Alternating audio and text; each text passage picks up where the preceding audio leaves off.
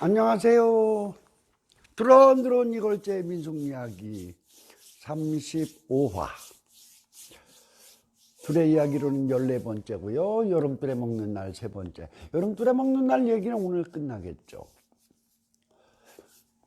요즘 코로나 때문에 우울증에 대한 사회적인 문제에 대한 걱정들을 많이 하는데, 제가 인생을 편안하게 사는 길이 있어요.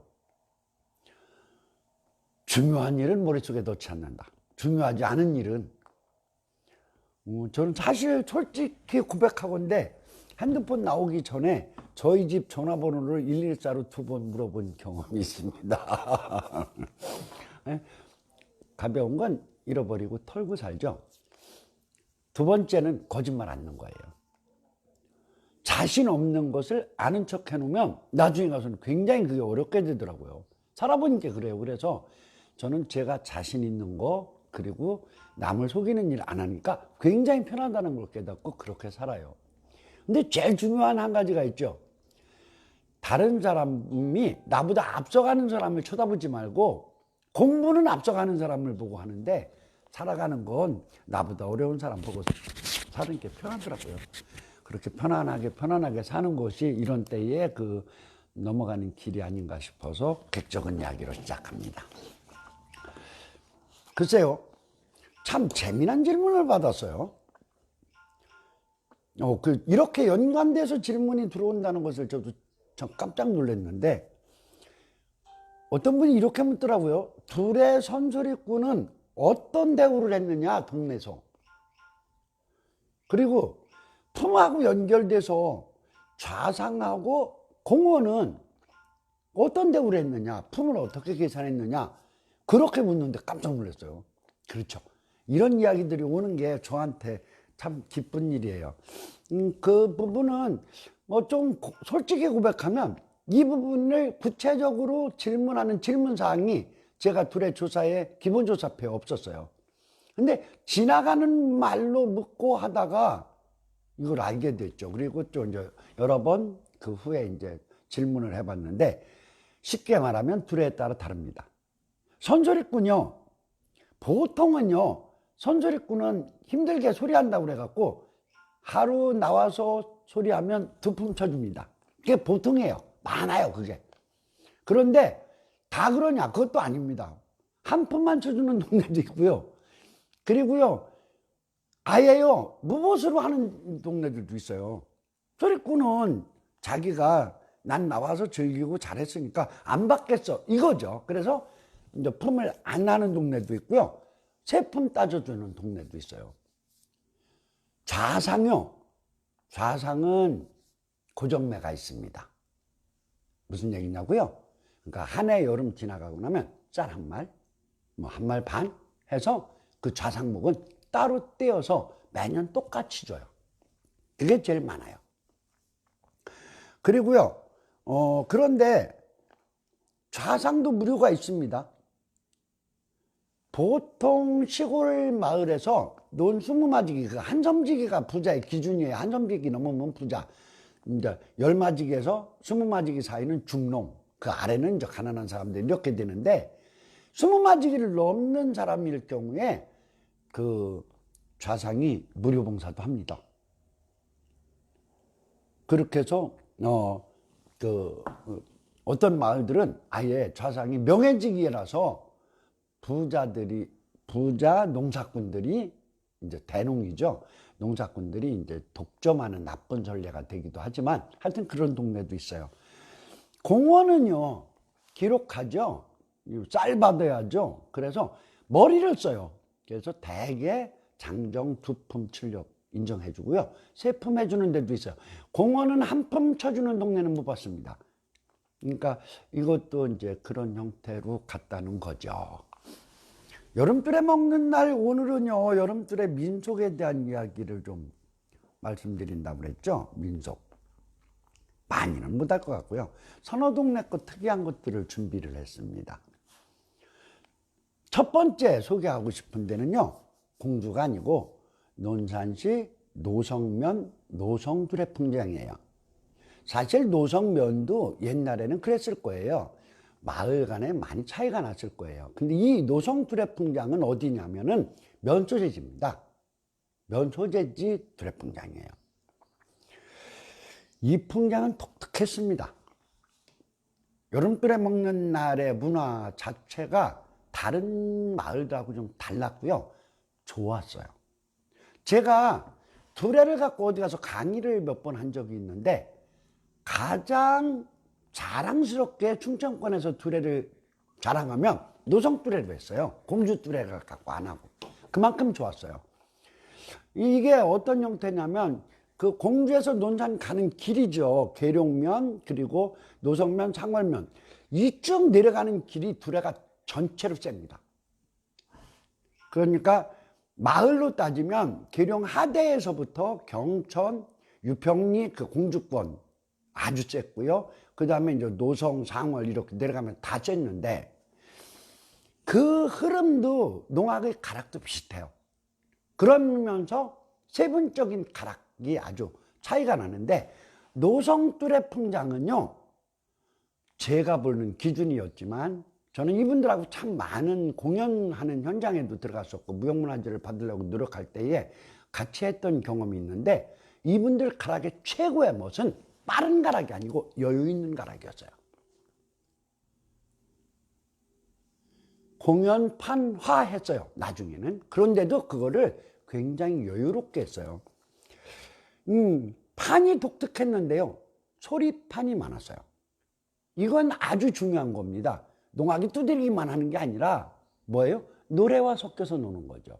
그게 뭐 지금들은 두레농악 가면은 모내기 소리하고 논매기 소리하고 이런 거 다 이렇게 넣어서 구성을 해요, 기본적으로. 그렇지만 옛날 두레판에서 여름뚜레 먹는 날 전체 모인 데서 모내기 소리 같이 하고 논매기 소리 같이 하는 두레는 많지 않았어요. 그런데 노성뚜레가 그렇게 했습니다. 특징적인 것으로 하나를 꼽으라면 재단판이 있었어요. 거기 상세 어르신이 공연장에서 제 얼굴 보면 환히 웃어요. 왜 그러냐면 자기가 재담을 던지면 받아줄 사람이 있거든. 그게 재담은 혼자 하는 것이 아니잖아요. 관객들하고 함께 하는 형태인데 그것을 받아주는 사람이 나중에는 현찬해지니까 제 얼굴을 보면 환히 웃었는데 소리판과 재단판이 있었던 것이 노성뚜레 풍장의 굉장히 큰 특징이며 아주 특이한 거였었어요. 농기꼬사 공연으로 안 했어요. 이분들이 이건 어느 정도냐면 심성 선생님 공주에 계시고 아시아 1인 극제를 아니요 계룡산 한신제를 할 때에 그분들을 초청해서 몇 번 공연을 했는데 거기에서 농기꼬사를 올리는 모습을 좀 보여달라 심성 선생님이 직접 말씀하셨는데도 그건 할 수 없습니다 하더라고요. 고사는 공연을 하지 않았어요. 근데 그분의 그 어떤 굉장히 그 고집스러운 그건 신앙인데 남에게 쇼로 보여줄 수는 없다 이렇게 말씀을 하시는 소리를 듣고 그분을 제가 존경하게 됐고 그분 노성뚜레가 충청남도 무형문화재가 됐으면 하는 바람을 갖고 있었습니다. 노성뚜레는 또 하나의 장점이 있습니다. 뭐냐면 노성서원이 윤증 선생님 때문에 윤증 선생님 때문이라고 하면 안 되죠. 하여튼 대원군이 서원을 철폐할 때 충청남도의 기호학파 중에서 살려놓은 서원 중에 몇 개 안 되는 서원입니다. 그러니까 선비들이 늦게까지 그 서원을 출입을 하면서 그 자기네들의 산문집에 노성뚜레가 놀고 풍장을 치는 것에 대한 것들에 대한 기록이 많이 남아있어요. 그래서 그것이 뭐 물론 판자나 이런 것은 아니지만 양반의 문화 속에서 기록으로 남아있는 몇 안 되는 뚜레 중에 하나죠. 노성뚜레는 참 안타깝습니다. 옛날에 그 여유롭던 가락을 지금은 못 듣겠더라고요. 두 번째 소개하고 싶은 데는 이인면 신흥리 운천뚜레입니다. 이 동네에 지금 세상에 딱 하나 남아있는 농기가 있는데요. 그 동작서성이라는 농기. 제가 농기 시간에 좀 말씀을 드렸죠. 농기에 대한 이야기를 할 때 그 농기가 있었고요. 마을에 판이 굉장히 다양했어요. 운천이라는 말이 구름문자 내천자예요. 구름내죠. 구름내에 정자나무 아래서 여름뜨레를 먹어요. 먹는데 이 마을에 선산김씨 부잣집이요, 굉장히 두레에게 우호적이고 잘해줬어요. 그래가지고 그 두레 행차를 2번 하는 유일한 동네입니다. 그러니까 처음에는 두레바탕 그 운천의 그 냇가에 정자나무 밑에서 놀고 점심 먹고 이동을 합니다. 어디로? 선산김씨네 바깥마당으로. 근데 그냥 가는 게 아니고 그때도 꽃나비 세우고 다 가는 거예요. 그러니까 두레 마금 논매구선이 두레바탕으로 올 때 꽃나비 한번 세우고 두레 행차를 했는데 2번째 두레 행차를 부잣집 때문에 가는 거예요. 잘해줘서. 그래가지고요, 거기서 재미난 것을 해요. 복드리기. 복드리기입니다. 복을 드려주는 거예요. 누구한테? 선장김씨한테. 왜? 그 집이 부자가 될수록 동네가 잘 얻어먹고 편안하게 산다고 해서 그 집 부자들하고 빌어주는 거예요.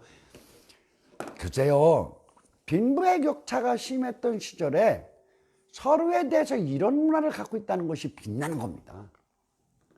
복을 들여주는 거 어떻게 하느냐고요? 귀한 건 그 집으로 들여보내는 걸 상징적으로 해요. 첫 번째가 뭐예요? 복딩이죠. 꽃나비 집안으로 들여주고요. 2번째가 뭐예요? 선동요. 동네에서 질 이쁜 아이 들여주고요. 그렇게 하고서 그 안에 들어가서 그 집 잘들하고 고사풍장 쳐줘요.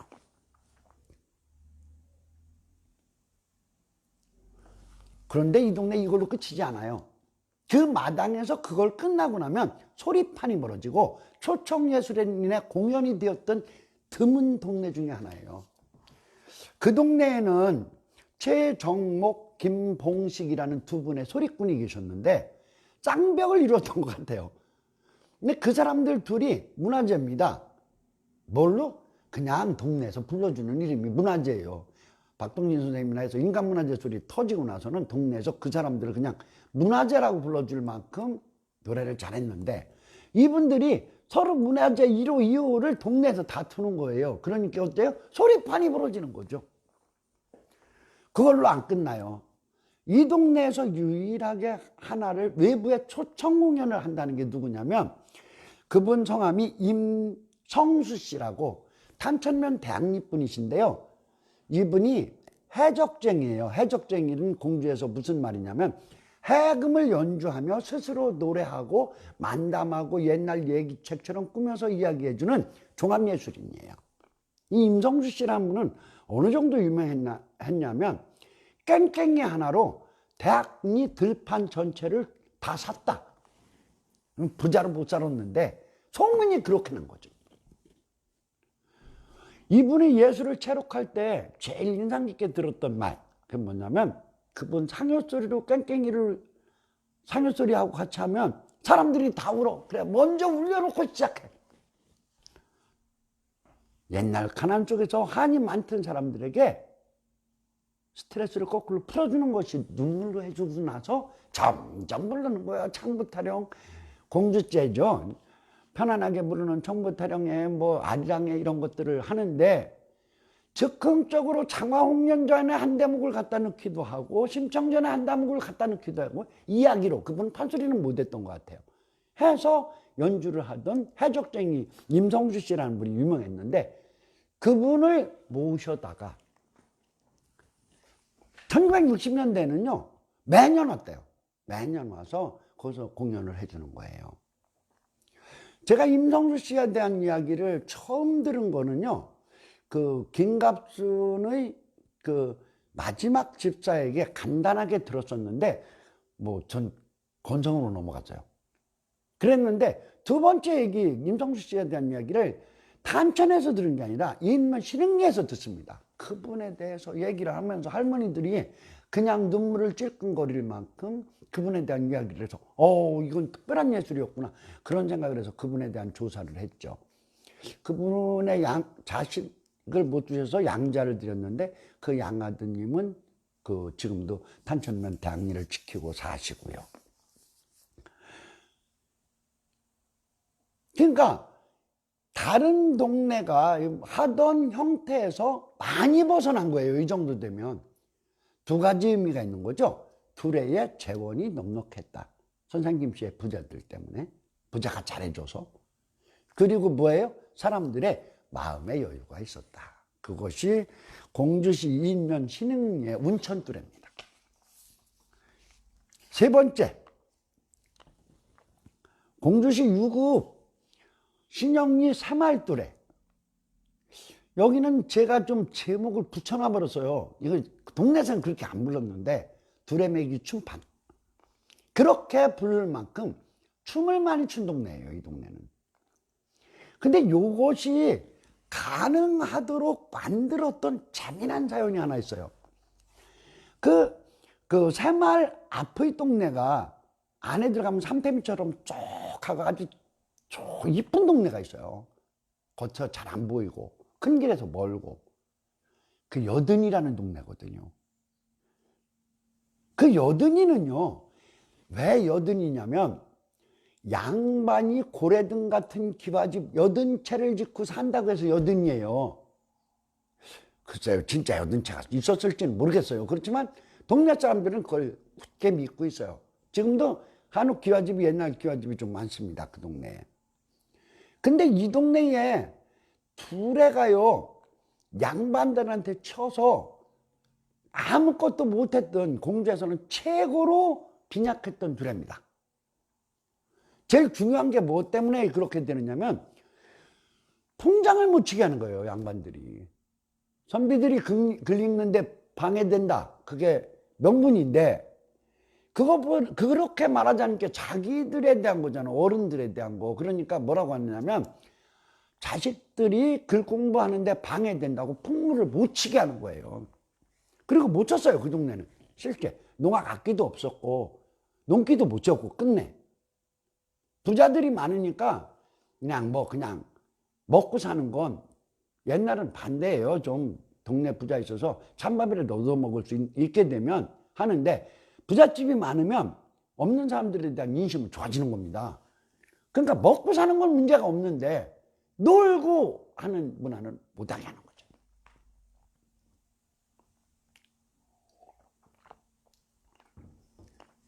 문제는 어디서 나요? 새마을이 그걸 그냥 두지 않죠.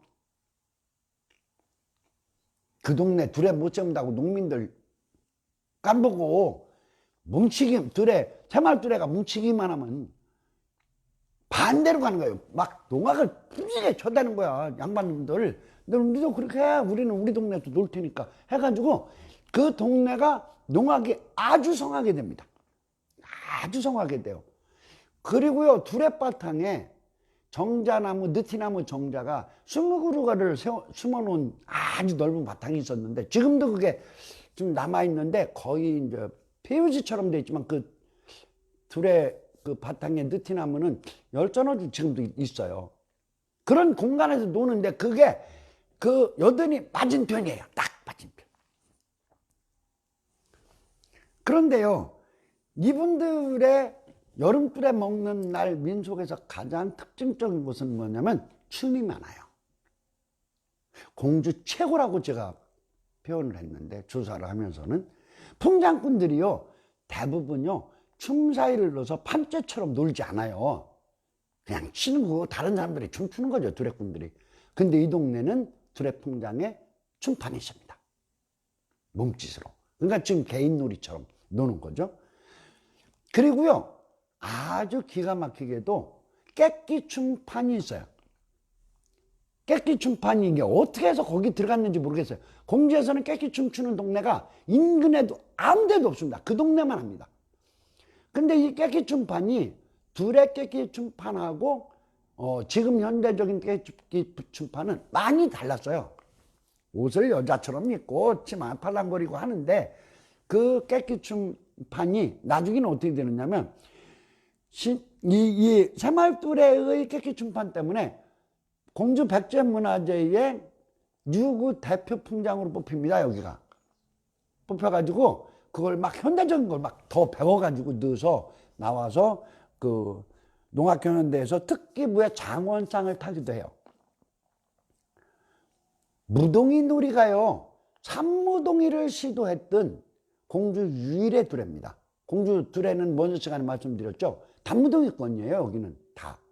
그런데 이 동네는 못 하는 아이를 못 잡아서 못하면 모르지만 산무동이를 했거든요.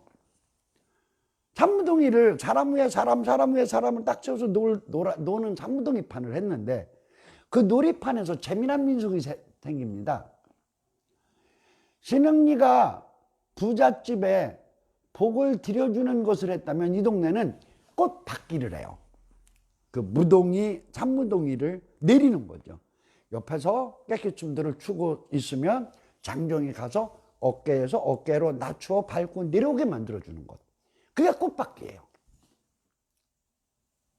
지금 산무동이는 위에 있는 애가 이렇게 두 번째 무동이 배를 타고서 굴러서 내려오듯 하면 아래에서 봤죠? 근데 옛날 그렇게 안 하고요. 그냥 이렇게 해서 이 위에 있으면 여기 있는 아이가 다른 어깨로 밟아서 내려오는 거예요. 이걸 꽃받기라고 했어요.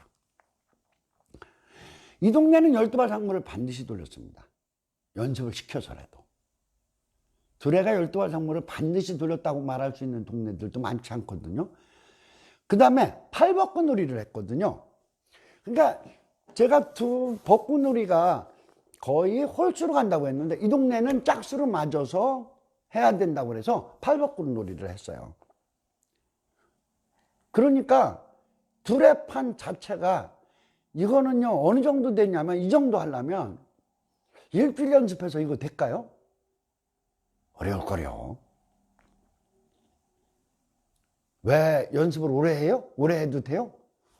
여든이 사람들 방해하느냐고요. 양반들 심사 긁느냐고. 이런 정신들이 배어 있었던 것이 여름뚜레 먹는 날이에요. 여름뚜레에서 가장 흔히 했던 민속 씨름판, 또 장사뽑기. 뭐 그 장사뽑기는 뭐 들독을 들기도 하고 지게에다가 자기 몸 사람을 몇 명 쥐고 일어나느냐를 다투기도 했고 해서 장사뽑기 많이 했고요. 호맹이 관계로는 호맹이를 씻고 목 매달고 끌고 버리고 죽고가 재미나요. 그게 무슨 얘기냐면 이제 호맹이 안 써도 된다고 집어 내밀어 놨다가 다시 가서 주워오는 척 그래. 그래도 내년 농사 때문에 호맹이는 가져와야 돼요. 버리고 죽고 이런 민속들을 했고요. 그 다음에 먹기내기들을 의외로 했어요. 그 먹기내기는 둘러서서 어떻게 하느냐면 술 못 먹는 사람은 국수로, 술 먹는 사람은 막걸리 한 잔으로 큰 대접, 바가지나 대접에다 넣어서 누가 빨리 먹나 내기하고요. 많이 먹기 내기보다 되게 빨리 먹기, 누가 특별한 것을 잘 먹느냐 그런 것들 많이 했죠. 여름뚜레 먹는 판이 민속예술제에 많이 나오는데 먼저도 제가 한번 말씀을 드렸지만 한번 강조하는 의미로 다시 말씀드리면 금기사항들은 지켜야 돼요. 부정적인 문화, 첫째 장례, 각설이, 무당의 해원굿 같은 것, 장사꾼들의 소리, 엿장사 소리니 뭐니 이런 것들 못하게 했고요. 재해와 수해를 소재로 하는 행위는 안 합니다. 흉년 든다고. 두 번째, 농기고사에서는 춤을 추지 않고 상무를 돌리지 않습니다. 여름뚜레 먹는 날 절대적으로 금하는 게 있습니다. 두레꾼들 사이에 멱살대비요. 그건 작두레 당할 수도 있습니다. 술 먹으면요 시골 사람들 많이 싸우잖아요, 옛날에. 그런데 다 두레파하고 풍장꾼들 흩어지고 나서 자기네들끼리 몇 명이 놀다 싸우는 건 아무 소리 안 하는데 사람들이 있는 속에서 언성을 높이든지 싸우면 그건 진짜 금합니다. 여자가 풍장 치는 거 금하는데요, 특히 농기고사에서는 금했어요. 만지지도 못하게 하는 동네도 있었고요. 조금씩은 나중에는 치게 했고 이제 이렇게 늘어나기는 시작했지만 그랬고요. 기우제 지내지 않습니다. 기우제는요 여자들의 일이며 또한 누구예요? 대동계가, 남자가 할 때는 대동계의 일입니다. 그렇게들 사셨어요. 여름뚜레 먹는 날로는 뭐 이게 이런 형태로 얘기해서 좀 특별한 것들 얘기하자면 뭐 하나 없는데 요 정도로 끝내겠습니다. 다음 시간에는 둘의 싸움 갖고 얘기하겠습니다. 둘의 싸움. 둘의 싸움 중에 최악의 발언은 뭐냐면 농기박어입니다. 농기박어. 그럼 난리 나는 거예요. 그게 어떤 얘기인지 다음 시간에 풀어서 이야기로 전해드리겠습니다. 두런두런 이걸제의 민속 이야기, 여름불에 먹는 날 이야기를 이렇게 접습니다. 건강하시고요. 마음의 여유 가지시고 우리 즐겁게 살자고요. 감사합니다.